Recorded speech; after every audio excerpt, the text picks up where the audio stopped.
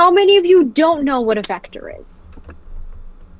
Okay, I see Kareem Mohammed. Will you please enlighten the class? What? Can you share with us what a vector is today? Vector is a brand of cereal. You guys, this is linear algebra 3. How did you pass linear algebra 1 and 2 without knowing what a vector is? Like, this has got to be a joke. University is like bread.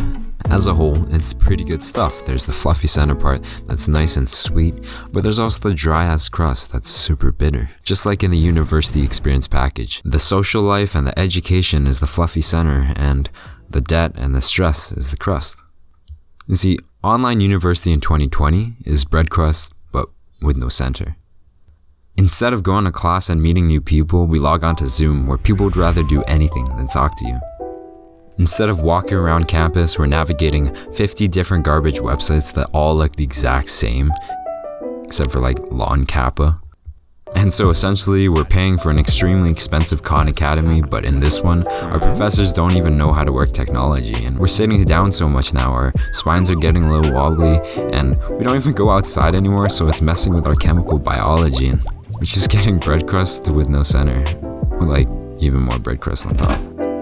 And these problems messed me up. I texted and called my friends, and we would constantly talk about all the problems with online school, but nothing changed. Weeks went by and I was still wallowing in this steaming mess of stress, anger, and some feelings I can't quite describe. I knew one thing though. I was so sick of complaining.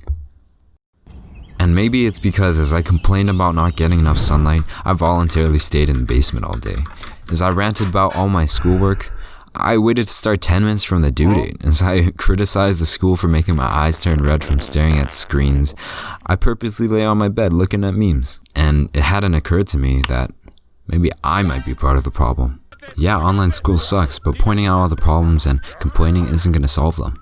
Yeah, it makes us feel better for a couple seconds, but afterwards, you're still left in the same situation, but now you just feel miserable about it. And so complaining is just an easy way out to hide all the terrible things we're doing to ourselves. I'm not saying people shouldn't complain at all though. That just makes them not human. The problem for me was that complaining was my default mindset. I was doing it without even realizing. And because of that, I was trapping myself into thinking I was a victim, a tragic prisoner of the system, but I'm not. Like everyone else, I have the freedom to react however I want to these times. So instead of choosing to complain, I should be figuring out what I can do. See, I can't force tuition to be cheaper.